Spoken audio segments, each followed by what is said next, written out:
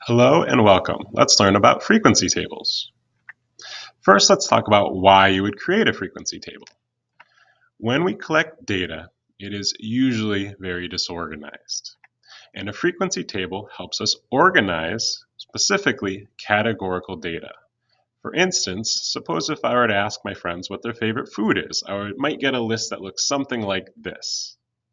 I could organize this list into a frequency table that looks more like this, where I can see exactly how many of my friends like pizza, sushi, and so on. Let's look at an example.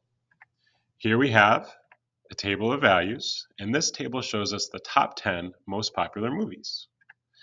Let's make a frequency table of their ratings. So if we look in the table at each of these movies' ratings and count how many of them have an R rating, a PG-13 rating, and so on, we could get a frequency table that looks something like this. And this reveals that 3 movies have a PG-13 rating, 6 have an R rating, and 1 has no rating at all. Hope this video was helpful and that you visit us again.